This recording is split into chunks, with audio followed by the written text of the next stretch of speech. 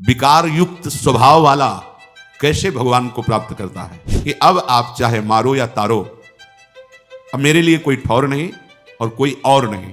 अब जितने उसके दुराचार स्वभाव में बैठे थे एक एक का नाश कर रही भगवत कृपा। भगवत कृपा यहां उसकी कोई साधना की बात नहीं हो रही। दुर्वासना के से प्रेरित होकर मन संकल्प कर बैठा, नहीं सावधान रह पाया, पर कृपा शक्ति तत्काल कवच की तरह घेर लिया। इसके कई रूप हैं, भरी बाजार में पिटवा भी देगी तो छोड़ने वाली तो है नहीं, ये पक्का। इसीलिए सब निर्भय हो जाते हैं शरणागत कि ठीक है, अगर हमारे कदम भी विपरीत गए तो कृपा शक्ति है ना, वो संभाल लेगी। कह दिया कि तेरी जितनी ताकत हो खींच के दिखा, तेरे जाल में दम है या मेरे जाल में दम है। तो सदैव जय कृपा की हुई है, माया की नहीं। अब तुम्हें निश्चिंत रहना है, तुम्हारे और संपूर्ण विश्व ब्रह्मांड के बीच में कृपा कवच, कृपा शक्ति लगी हुई है। अब कहीं बाल बांका नहीं हो सकता, बस रहना आश्रित कृपा की। ये विकार युक्त स्वभाव वाला कैसे भगवान को प्राप्त करता है? ये जब ऐसे महापुरुष का संग मिलता है तो मानो पड़ गया उनके चरणों में कि अब चाहे तुम चरणों से प्रहार करो और मुझे तिरस्कृत करके भगाओ, अब हमारी ठौर नहीं है, अब कोई और नहीं है हमारा। ये वृत्ति भी जैसे वो घबराहट भय आई, जैसे हृदय में किसी समर्थ की मांग हुई कि आए और मुझे पकड़ ले या मुझे बुलाए और मेरा हाथ पकड़ कर कहे तुम निश्चिंत हो जाओ, ऐसे ही ये वृत्ति उपासक के हृदय में आई कि अब आप चाहे मारो या तारो, अब मेरे लिए कोई ठौर नहीं और कोई और नहीं। ये ध्यान रखना, जब तक कोई ठौर है, कोई और है, तब तक निर्विकारता नहीं आती है, तब तक निश्चिंतता नहीं आती है, एक अद्भुत आनंद। आप एक बार हृदय को तो समर्पित करके देखो गोरे चरणारविंद में, एक बार तो हृदय में लाओ, अब कोई ठौर नहीं, श्री राधा जुग चरण निवास, अब कोई और नहीं, मेरी महारानी श्री राधा रानी। यही सदगुरु हैं, यही हैं गुरु। श्री जी गुरु। हरि हरिवंश भेद नहीं होई, प्रभु ईश्वर जाने सब कोई, दो ही कहे ना अनन्यता। दो कहने से अनन्यता नहीं बनती।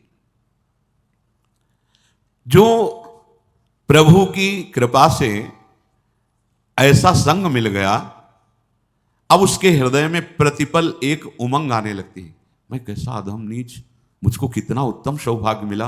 अरे मैं वृंदावन वास कर रहा हूं, मैं सत्संग सुन रहा हूं, भगवान नाम जप कर रहा हूं, साधु समागम, अहो हमारे ऊपर अपार कृपा। वो प्रतिपल ऐसे विचारों में खोने लगता है। भगवत कृपा पात्र का हृदय कैसा होता है, ये प्रारंभ से देखिए, बुरे आचरणों में था, बुरा स्वभाव था, ऐसे ऐसे अब उसके हृदय में एक नई उमंग आने लगती है, कितनी हम पर कृपा है। जहां ये बात उसके हृदय में आई तो भगवत कृपा अपना काम करने लगी। मत चित्ता सर्वदुर्गाणि मत प्रसादात तरिष्यति। अब जितने उसके दुराचार स्वभाव में बैठे थे एक एक का नाश कर रही भगवत कृपा। भगवत कृपा यहां उसकी कोई साधना की बात नहीं हो रही, भगवत कृपा कर। विश्वास करो इस बात पे। वास्तविक पूज्यपाद शिवड़िया बाबा जी के वचन जब पढ़े तो उन्होंने कहा कि बहुत साधन बल का प्रयोग करके देखा पर निर्विकारता सिद्ध नहीं हुई। तब गुरुदेव के चरणों का हृदय से आश्रय हुआ, तो जो साधन बल में श्रम करके भी हम नहीं कर पाए वो गुरु कृपा से हो गया। इसलिए गुरु कृपा ही केवलम, गुरु कृपा का एक अपार बल होता है। पर ध्यान रखिए, श्री जी ही गुरु जी हैं, गुरु जी ही श्री जी हैं। कोई व्यक्ति गुरु नहीं होता, गुरु कभी व्यक्ति नहीं होता, ये हृदय में धारण कर लीजिए। क्योंकि जब तक भाव तुम्हारा नहीं बनेगा, अगर तुम सामने व्यक्ति मानोगे तो व्यक्ति का ही प्रभाव होगा, गुरु का प्रभाव नहीं होगा। अगर गुरु साक्षात परब्रह्म तो फिर व्यक्तित्व तो नहीं दिखेगा, केवल परब्रह्म दिखे, और परब्रह्म का सानिध्य पाने वाला परब्रह्म स्वरूप ही हो जाता है। ब्रह्मविद ब्रह्मवि भवति।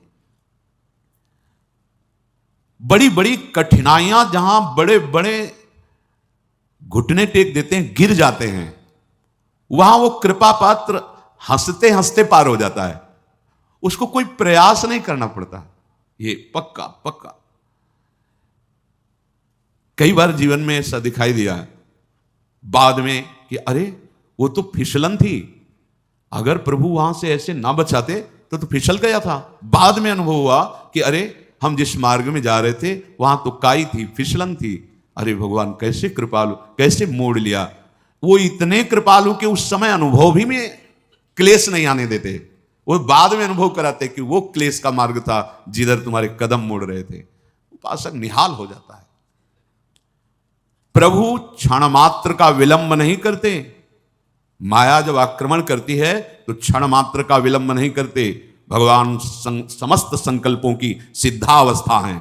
साधक के हृदय में गलत संकल्प बना कि उनकी कृपा शक्ति आकर के घेर लेती है, कहीं उसका अमंगल नहीं होने देती। ये बिल्कुल अक्षरशः सत्य समझो। जो इस मार्ग में चल रहे हैं वो खुद अनुभव करें। हृदय में दुर्वासना के से प्रेरित होकर मन संकल्प कर बैठा, नहीं सावधान रह पाया, पर कृपा शक्ति तत्काल कवच की तरह घेर लिया। इसके कई रूप हैं। भरी बाजार में पिटवा भी देगी, तुम्हारा घोर अपमान करवा देगी, तुम्हें ऐसा करवा देगी कि आपको लगेगा संसार में मुंह दिखाने लायक नहीं। हाँ, अब चलो हरि का मुख देखो। संसार के मुख दिखाने के लिए तुम्हारा जन्म नहीं हुआ, तुम्हें हरि का मुख देखने के लिए जन्म हुआ है। कृपा के बहुत से स्वरूप हैं। अगर आप भगवत शरणागत हो रहे हैं, थोड़ी मनमानी शुरू कर दी है, तो ध्यान रखना कृपा का मृदु से मृदु भी विधान हो सकता है और कठोर से भी कठोर विधान हो सकता है, पर होगी वो कृपा ही। जो भगवत कृपा है वो कुसुम से भी कोमल विधान कर सकती है और वज्र से भी कठोर विधान कर सकती है। तैयार रहना। ये वज्र से कठोर विधान उसी के लिए होता है जो अहम से युक्त होकर के मनमानी आचरण के लिए कदम उठाता है। तो भगवत कृपा फिर कठोर विधान की रचना करती है, क्योंकि अब तुम बच नहीं सकते। कृपा का विधान लागू हो चुका है, अब तुम बच, देखो यही है, इसी को कृपा कहते हैं। अब तुम बच नहीं सकते, माया के फंद तुम्हें फंसा नहीं सकते। अब तुम्हें डूबना पड़ेगा प्रेम में, अब तुम्हें डूबना ही होगा भजन में, अब तुम्हें डूबना ही होगा भगवान के नाम रूप लीला गुण में, क्योंकि आप तुम शरणागत हो गए तो कृपा का अब विधान लागू हो गया। तो काहे को वज्र से कठोर विधान को आप स्वीकार करोगे? भोगना पड़ेगा। वो ऐसी कृपा है पक्का, ऐसी स्थिति पैदा कर देगी कि केवल एक मार्ग रहेगा, हरि शरणम। बहुत फिर जलोगे। इसलिए अभी बुद्धि है, होश में हो जाओ तो कुसुम से भी कोमल विधान करने वाली कृपा प्रभु तक पहुंचा देगी। और अगर आप मनमानी करेंगे तो छोड़ने वाली तो है नहीं, ये पक्का। इसीलिए सब निर्भय हो जाते हैं शरणागत। ये ठीक है, अगर हमारे कदम भी विपरीत गए तो कृपा शक्ति है ना, वो संभाल लेगी। तो वो पुचकार के फिर नहीं संभालती। जैसे पुचकार के समझाया जा रहा है, तो वही कृपा शक्ति से इस सत्संग मिल रहा है, वही कृपा शक्ति कोई ना कोई आ जाएगा पक्का। ये जीवन में देखा है, जहां कदम लड़खड़ाए किसी न किसी संत के रूप में वही बोला गया है जो अंदर कमजोर हो रहा है। जहां हम कमजोर हो रहे हैं, उपासक जहां कमजोर हो रहा है, वही उसको उपदेश दिया। कौन कौन बोल रहा है? वही कृपा शक्ति आकर के उसकी वाणी में बैठ करके मुझे समझा रही। नहीं समझ में आया, चलो आगे। अब वो अपना जो रूप रखेगी वो इतना भयंकर कठोर होगा कि आप सह नहीं पाएंगे और भाग नहीं पाएंगे। कहीं भी भाग के जाओ, भगवान के श्री चरण कमल, कर कमल इतने लंबे हैं, मतलब कोई जगह ही नहीं जहां इनके चरण ना पहुंच जाए, जहां इनके हाथ ना पहुंच जाए। दोनों बात समझ लो। वामन रूप में आए थे, बढ़ाना शुरू किया न अपना। अब ब्रह्मलोक के आगे तो है नहीं, तो इसलिए वहीं तक रुक गया। तो इतना ही थोड़ी कि केवल ब्रह्मलोक तक, अगर ऐसे और भी तो और भी बढ़ते चले जाते। अनंत महिमाशाली, तो इनकी कृपा भी तो अनंत, कृपा के बहुत लंबे हाथ है। भागो। तभी तो शरणागत का जो रहस्य, शरणागति का जान जाता है शरणागत, वो निश्चिंत हो जाता है। आप मुझे कोई परवाह नहीं। अगर कुछ उद्दंडता भी मन करेगा ना, तो भगवान की कृपा सुधार देगी, ऐसे सुधार देगी ना, दोबारा उधर जाएगा भी नहीं, जाएगा भी नहीं। लिख लो, पर वो बहुत कड़ुआ विधान होगा। अब तो डॉक्टर ने ऑपरेशन करना ठान लिया है, अब आप बच नहीं सकते पक्का। ऐसे ही जब इसका रहस्य समझ में आता है तभी मन नाच उठता है कि ऐसा कौन कृपालु है, ऐसा किसका स्वभाव है।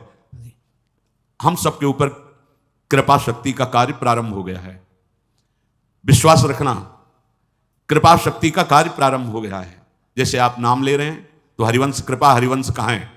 मानव देह कृपा से, नाम जब कृपा से, धाम श्री राधिका कृपा बिनु सबके मनन अगम, साधु संग अब मोहि भाव भरोस हनुमंता बिनु हरि कृपा मिले। कृपा कृपा कृपा कृपा लागू हो गया विधान कृपा का। करो दंडता, देख लेना कृपा का जो भयंकर रूप तुम्हारे सामने। कई रूप हैं इसके। जहां से तुम गड़बड़ी करना चाहते हो वहीं तुम्हारे अहम में यहां दर्द हो रहा है, चलो अस्पताल। अब तो कैंसर हो रहा है। यह है कृपा। जिस शरीर से तुम मनमानी करना चाहते थे, भाई अब दो चार महीने तुम्हारा जीवन, अब क्या 2-4 महीने की जीवन, बस 2-4 महीने का जीवन। अब कोई रिश्ता नाता किसी से नहीं, कोई संबंध किसी से, कोई भोग नहीं, राधा राधा राधा राधा राधा राधा। लागू हो गई कृपा शक्ति। ये अपार कृपा, असीम कृपा। ये लोग कहते हैं कि ये प्रतिकूलता, ये अपमान, ये असाध्य रोग, भजन का क्या यही फल होता है? नहीं, भजन का ये फल नहीं है। ये कृपा का संविधान लागू तुम्हारे ऊपर, क्योंकि तुम बहुत उद्दंड बच्चे हो, इसलिए कृपा ने ऐसे भयावह रूप से घेर लिया कि अब एक ही मार्ग रह गया है, राधा राधा राधा। सच्ची कहते हैं, सच्ची। हम सबके ऊपर अब कृपा का विधान लागू हो गया है और वो चल रहा है। भागो, भाग लो, कितना भागो, कृपा शक्ति तुम्हें घेर करके तुम्हारा मंगल करेगी। हाँ, भागोगे नहीं तो इसी जन्म में काम हो जाएगा। क्योंकि अरे भगवत प्राप्ति कोई गैर की थोड़ी होनी है, कोई ऐसी थोड़ी कि खेती की तरह उपज होनी है।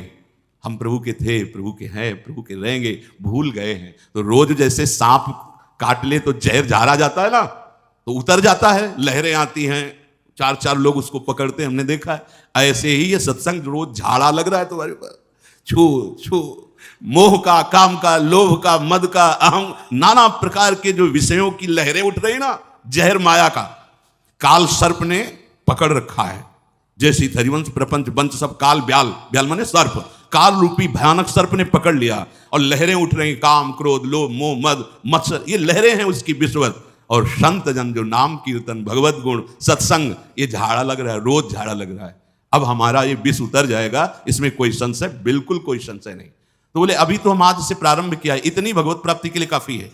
अगर आज आपने सत्संग सुना और आज आपने मन में निश्चय किया श्यामा श्याम हमारे, और आज शरीर छूट गया, तो आज ही श्री जी के पास पहुंच जाओगे। श्री जी को कोई इतनी संख्या, इतने दिन, इतना तप, ऐसी कोई सीमा नहीं लिखी है। हाँ, जितनी श्वासें हैं वो हम अपनी लाडली को दे, चाहे एक ही श्वास रह गई तो राधा गए श्री जी के पास, 1,00,000 श्वास तो राधा राधा राधा राधा राधा। जिस श्वास में शरीर छूटेगा हम श्री जी के पास पहुंच जाएंगे। और अभी ये करना ही पड़ेगा, क्योंकि कृपा शक्ति ने घेर लिया है पक्का। जिसे आपको नहीं दिखाई दे रहा तो अगर वो सूक्ष्मदर्शी जिसके पास दूर से दिखाई दे रहा कि कीटाणु फैले हुए हैं, ऐसे ही कृपा ने अपना जाल फेंक रखा है। हम सब कृपा रूपी जाल में फंस चुके हैं। माया जाल से मुक्त करने के लिए कृपा ने अपना सुदृढ़ जाल फैला दिया और माया को कह दिया कि तेरी जितनी ताकत हो खींच के दिखा, तेरे जाल में दम है या मेरे जाल में दम है। तो सदैव जय कृपा की हुई है, माया की नहीं। अब हमारे ऊपर कृपा का जाल पड़ गया है, भागना चाहो तो ले भाग सकते हैं, फंस गए। कृपा ने अधीन कर लिखा। सुनते थे कि वृंदावन पकड़ लेता है, पर सोचते थे कैसे पकड़ लेता है। हम चाहे तो अभी जा सकते हैं वृंदावन से, कैसे पकड़ लेता है? जब पकड़ लिया ना तो हम चाहे भी तो नहीं जा सकते, चाहे भी तो नहीं, जीना चाहे तो जी नहीं सकते, बाहर से भी और भीतर से भी नहीं जी सकते वृंदावन की। पकड़ लिया वृंदावन ने, सच्ची मानिए। हमारे ऊपर भगवत, हमारे ऊपर का मतलब हम सबके ऊपर अब भगवत कृपा का विधान लागू हो चुका है। सबसे बड़ी सिद्धि हमें प्राप्त हो गई। क्या? हम कृपा आश्रित और कृपा कवच से सुरक्षित हो गए। ये हम नहीं कह रहे कि ये सद्गुण आ गया इसलिए आप सिद्ध हो गए। हम सबको एक बड़ी सिद्धि मिल गई। क्या? कृपा आश्रय और कृपा का सुरक्षा कवच। कई बार सत्संग में कहा है कि शरणागत को कभी भयभीत नहीं होना चाहिए। सामने से वो अमंगल जनित क्रिया, अमंगल जनित वचन, अमंगल जनित भावना भेजेगा, बीच में कृपा शक्ति लगी हुई है, वो अमंगल अमंगल की तरफ वापस कर देगी जहां से आया है और मंगल करके तुम्हारे पास भेज देगी। अब तुम्हें निश्चिंत रहना है, तुम्हारे और संपूर्ण विश्व ब्रह्मांड के बीच में कृपा कवच, कृपा शक्ति लगी हुई है। अब कहीं बाल बांका नहीं हो सकता, बस रहना आश्रित कृपा के। जाओगे भी कहां? इतना उसका सुदृढ़ जाल है कि भागना भी चाहो तो नहीं भाग पाओगे। इसलिए निश्चिंत, निर्भय, निशोक होने लगता है उपासक जब उसको ये अनुभव में आता है। पर जो कृपा का आश्रय नहीं ले रहे हैं और अभिमान रूपी मीठे जहर का स्वाद ले रहे हैं, ये अंदर से देखना होगा। कृपा पात्र उपासक के हृदय में दैन्य बढ़ने लगता है, और जो अहंकार प्रधान साधक होता है उसमें दूसरों के दोष वर्णन करने की वृत्ति बढ़ने लगती है। पहचान करना अपने हृदय में, अपने में गुण का भाव, दूसरों में दोष का भाव, और उन दोषों का वर्णन करना चार उपासकों के बीच में, ये अहंकार प्रधान साधक का लक्षण है। ये बहुत मीठा जहर है। ये जहर सारी सद्वृत्तियों को, दैवी संपदा को खा जाता है। अभिमान ये बड़ा घातक है उपासक के लिए। यदि भगवत कृपा का आश्रय नहीं लिए तो कोई भी साधन करे अभिमान पुष्ट होने लगता है, वाणी से उसके शुरू होने लगता है अभिमान भरी बात, और दूसरों के दोष दर्शन करके उनकी निंदा। अब अभी आप देखिएगा अपने हृदय में, आप कृपाश्रित हृदय का क्या लक्षण और अभिमान जनित हृदय का क्या लक्षण। उपासक से प्रार्थना है कि ये जो अज्ञान के कारण, मोह के कारण अहंकार है, इसको स्वीकार ना किया जाए। ये मोह ही अहंकार के रूप में झलक रहा है, अर्थात अज्ञान। मोह बड़ा दुख रूप है, ताको मार निकाल, प्रीति जगत की छोड़ दे, तब होवे निस्तार। ये जो अहम से प्यार करने लगते हैं, बहुत सूक्ष्म विषय है। हम दैन्यता दिखाएंगे और वो हमारी बड़ाई बड़े दैन्य हैं। जानते हो क्या हम कर रहे हैं? दैन्यता का प्रदर्शन करके अहंकार का पोषण कर रहे हैं। हम दान करेंगे लेकिन बहुत उदार आत्मा है, बड़े उदार हैं। ये कान सुने, हृदय में गुदगुदी हुई, तो ये दान क्या कर रहा है? अहंकार का हमारे पोषण कर रहा है। बड़ा सूक्ष्म विषय है। ऐसे समस्त चेष्टाओं में यह अहंकार पुष्ट होता रहता है। अहंकार विमूढ़ात्मा करता हमिति मन्यते, मैंने किया है, ये मैंने किया, ये मैं करूंगा, ये मैं करके दिखा दूंगा, ये अहंकार में होता है। ये सबसे बड़ा साधक का जहरीला आश्रय है, अहंकार का आश्रय। बड़ा दुख पैदा करता है, विकारों का मूल है। इसलिए मोह का विनाश होना निश्चित है। अगर इस मोह का नाश नहीं हुआ तो यह अहंकार नष्ट नहीं होगा। जब हमारी दृष्टि में मोह होता है, हृदय में अहंकार होता है, तो हमारा दर्शन बदल जाता है, विपरीत दर्शन होता है। अधर्म धर्ममिति या मन्यते तमसावृता, सर्वार्थान विपरीताश्च बुद्धि सा पार्थ तामसी। वो ताम माने अंधकार, माने मोह, भाव अहम। जो अहंकार से युक्त बुद्धि होती है वो अधर्म को धर्म मानती है। ऐसा कुछ नहीं है जैसा आप बोल रहे हैं। जब इनसे बात करो कि नौकरी नहीं लग रही, धन कैसे प्राप्त हो, तो कहते सब बटोर के ले जाओगे क्या? उत्तर है नहीं पास में, कह रहे बटोर के ले जाओगे क्या? विपरीत उसका निर्णय, विपरीत चिंतन जाता है। तामसिक बुद्धि, अहम प्रधान बुद्धि अधर्म को धर्म बताती है। सारे भगवत कार्यों में उसकी अश्रद्धा होती है, उसको हर चीज उल्टा नजर आती है। ये अहम का बड़ा विचित्र राज्य है। इसका भी एक अपना प्रभाव है, जैसे भगवत कृपा का प्रभाव है ऐसे इसका भी अपना प्रभाव है। अगर कहीं पलट कर अपना चिंतन होने लगे तो इसको अवसर मिल जाएगा। ध्यान देना, हम आश्रित हैं, ये चिंतन जहां छूटा पलट के अपना चिंतन हुआ तो ये सांप की तरह फन काट करके, फन फैला करके ये प्रहार कर देगा। भगवत चिंतन में डूबे हुए हैं देवर्षि नारद जी। सुंदर शीतल बंद सुगंध वायु चल रही है, एकांत पर्वत का क्षेत्र है, कहीं कोई शोरगुल नहीं, एकदम समाधि में डूब गए। ऐसी भाव समाधि लगी नारद जी की, देवराजेंद्र घबरा गए कि अगर इस तरह से इनकी समाधि सुरक्षित रही तब तो ये हमारे देवराज पद को ना ले जाएं। उनको सदैव ये डर बना रहता है कि हमारा पद कहीं कुर्सी न छिन जाए। ये पद का एक आकर्षण होता है, पद का एक सुख होता है अहम में, और वो सदैव इस बात का दुख देता रहता है कि कहीं हमारा पद न छिन जाए। तो काम मलय मारो तब सराय, ये सब भेज दिया। वो भगवान के नाम में रूप में इतना डूबे हुए कि कोई प्रभाव नहीं पड़ा। प्रणाम किए काम आदि, बहुत शांत भाव से नारद जी का, कोई बात नहीं, आपका सारा प्रयत्न हो गया, जाओ भगवान हरि का भजन करो, जाओ यहां से। ना तो क्रोध हुआ ना शांत। अब वहां से उठे, सीधे भगवान शंकर के पास गए और बोले काम आया था विजय। क्यों? क्योंकि भगवान शंकर ने क्रोध करके उसे तो ये कब आया? जब अपना चिंतन होने लगा कि हमारे हृदय में तो क्रोध भी नहीं आया, काम का प्रभाव तो पड़ा भी नहीं। क्रोध फिर आगे की लीला कई बार बता चुके हैं कि इतने बड़े महापुरुष को भी ऐसी दशा आ गई। जब हम भगवत आश्रित तो समभाव, कोई प्रभाव किसी विकार का नहीं। और जब हम ये अपने में देख बैठे कि कोई विकार मेरे में नहीं, तो विकार ऐसे सिद्ध अवतारी महापुरुष के भी हृदय में अपना राज्य कर लिया और वो लीला चरित्र पूरा है। उपासक जब ये स्वीकार कर लेता है कि मैं गुणवान हूं, मैं महान हूं, बस वहीं से पतन प्रारंभ हो जाता है। सच्चिदानंद प्रभु को छोड़कर कहीं भी आश्रय या सुख बुद्धि होना मतलब खतरा प्रारंभ हो गया है। ध्यान दीजिए, सच्चिदानंद परम सुख स्वरूप प्रभु जो हमारे आश्रय दाता हैं, इनके सिवा कहीं आशा भरोसा हो जाना मतलब अब हमारे परमार्थ का खतरा प्रारंभ हो रहा है। इसलिए कभी ऐसी कल्पना भी ना होने पावे उपासक के हृदय में अपने प्रभु के सिवा किसी अन्य का।